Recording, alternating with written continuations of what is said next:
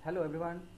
आज की इस वीडियो में हम देखेंगे compile time error and run time error क्या होता है, और साथ ही साथ कुछ कंडीशनल ऑपरेटर के बारे में भी जानेंगे।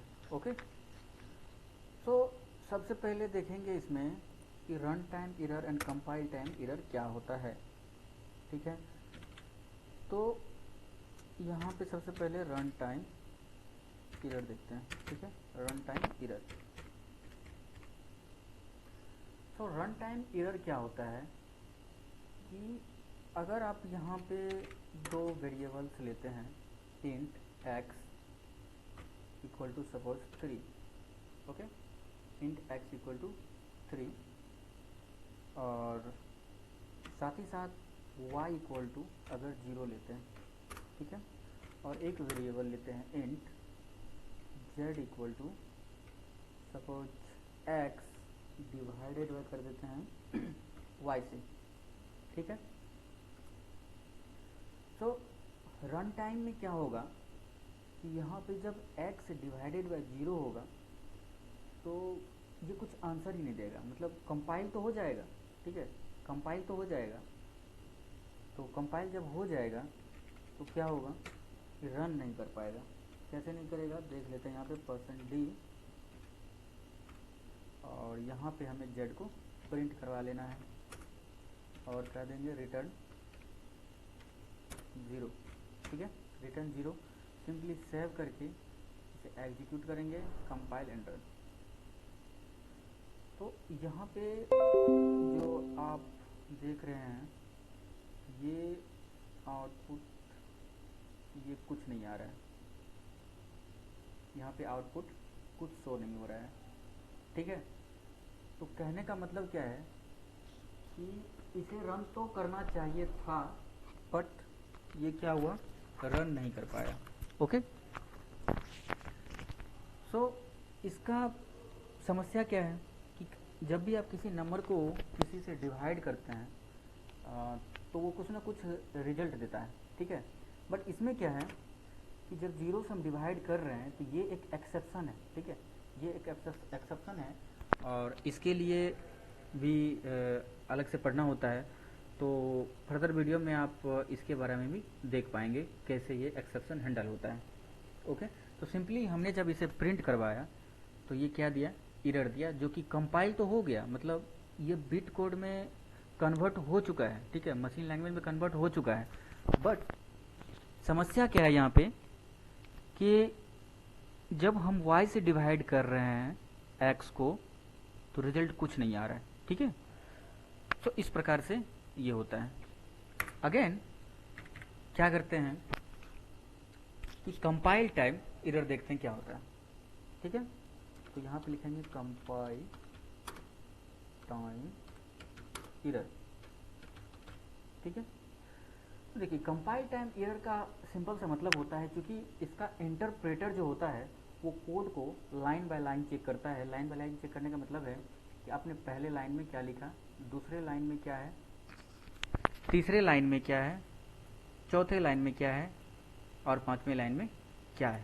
ठीक है, तो ये चेक ये करता है कि जो इनबिल्ट फंक्शन है, जो इसके जो है तरीके हैं, क्या आपने उसे फॉलो किया कि नहीं किया। ठीक है, तो बेसिकली होता क्या है कि इसका तरीका कुछ ये होता है कि अगर आप वेरिएबल डिक्लेयर कर रहे हैं तो दो वेरिएबल अगर एक साथ डिक्लेयर कर रहे हैं तो उसके बीच जो है कॉमा से सेपरेट होना ज़रूरी है। अगर आप असाइन कर रहे हैं तो असाइन सही से आपने किया या नहीं किया। सपोज मैं आपको कंपाइल टाइम एरर करके दिखाता हूँ। तो यहाँ पे सिंपली अगर हम किसी भी कॉलन को या फिर अगर इक्वल को या फिर कॉमा को अगर हटा देते हैं तो कहीं ना कहीं ये कंपाइल टाइम एरर शो करेगा। सपोज मैं इसे यहाँ से हटा दिया, फिर सेव करना है। सेव करने के बाद करना है यहाँ पे एग्जीक्यूट के बाद कंपाइल करना है। ठीक है, तो यहाँ पे क्या बता रहा है कि यहाँ ये आइडेंटिफाई नहीं कर पा रहा है कि ये स्टेटमेंट एंड हुआ है या नहीं हुआ। ये बेसिकली सी में ऐसा होता है। ठीक है, तो इस प्रकार से जो होता है ये एरर हैंडल आप कर सकते हैं। हमेशा एरर चेक करके ही कोई भी प्रोग्राम करें। ठीक है, तो इस तरह से जो है आप अपने प्रोग्राम का भी एरर चेक कर सकते हैं कि वो कंपाइल टाइम एरर हो रहा है या फिर रन टाइम एरर हो रहा है। ठीक है, इसके बाद जो है अभी जो है हम लोग देखेंगे कि यस अभी देखेंगे थोड़ा सा कि कंडीशनल ऑपरेटर क्या होता है। ठीक है, कंडीशनल ऑपरेटर के बारे में देखेंगे। तो सिंपली यहाँ मैं कमेंट कर देता हूँ इसको, और यहाँ लिख देना है कंडीशनल ऑपरेटर। ठीक है, तो यहाँ पे क्या है कि कंडीशनल ऑपरेटर का मतलब ये है कि सिंपली ये बातों से ही समझ में आ रहा है कि यहाँ पे कंडीशन होना चाहिए कि कुछ ऐसे कंडीशन जिसमें क्या हो कि अगर कुछ कंडीशन को ये सेटिस्फाई करे तो वो वाला पार्ट रन कर जाए, अदरवाइज दूसरा पार्ट रन करे। ठीक है, तो यहाँ पे मैं करता क्या हूँ कि ले लिया एक इंट वेरिएबल जो एक डेटा टाइप है। ठीक है, इंट एक वेरिएबल है। कैसी वेरिएबल है? एक डेटा टाइप है। ठीक है, डेटा टाइप का ही एक वेरिएबल है। इंटीजर क्या है? एक वेरिएबल है।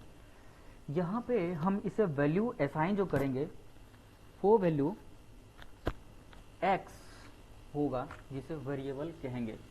ठीक है, x होगा जिसे वेरिएबल कहेंगे। तो इसे असाइन करता हूँ मैं 10। ठीक है, असाइन किया 10। अब क्या करना है कि कंडीशन लगाना है। हालांकि कंडीशन को और भी डिटेल में आगे पढ़ेंगे। ठीक है, तो यहाँ कंडीशन लगाना है कि कंडीशन जो होता है बहुत तरह की कंडीशन होते हैं, if else do while for loop, सभी ये सारे कंडीशंस हैं। ठीक है, तो मैं सिंपली यहाँ इफ और एल्स का यूज करके दिखाऊंगा। तो इफ यहाँ मैं ये करूँगा कि अगर x ग्रेटर देन, अगर ग्रेटर देन 10 से है, ठीक है, ग्रेटर देन अगर 10 से है तो इसके नीचे एक ब्लॉक बनाएंगे, एक स्कोप बनाएंगे जिसमें क्या लिखेंगे, प्रिंट एफ और %d। यहाँ पे %d नहीं लगाना है। क्यों नहीं लगाना है? क्योंकि %d लगाएंगे तो सिंपली वो वैल्यू प्रिंट करवा देंगे। बट हमें अभी फ़िलहाल ये चेक करना है कि इसमें जो है क्या इफ़ और एल्स कंडीशन वाकई में वर्क कर रहा है या नहीं कर रहा है। तो इसमें सिंपली लिख देना है वर्किंग। ठीक है, सिंपली क्या लिख देना है, वर्किंग। ओके, अब क्या करना है, अगले केस में एल्स लगाना है। एल्स के केस में क्या होगा कि सिंपली इसके अंदर हम कर्ली ब्रैकेट लगाएंगे, फिर से लिखना है प्रिंट एफ। ठीक है, प्रिंट एफ और यहाँ पे नॉट ग्रेटर देन, ठीक है, greater than 10। Not greater than 10 का क्या मतलब हुआ कि x का वैल्यू जो है 10 से ग्रेटर नहीं है ग्रेटर, तो ये वाला पार्ट चल जाना चाहिए। अगर ग्रेटर है तो ये वाला पार्ट चल जाना चाहिए। ठीक है, सो यहाँ पे हमने दो कंडीशन दे दिया है। ठीक है, और सिंपली रिटर्न करवा देना है 0। रिटर्न 0 का मतलब ये होता है कि आपका प्रोग्राम सक्सेसफुली रन हो चुका है। तो यहाँ पे क्या करना है, कंपाइल करके, कंपाइल करने के बाद करना है रन।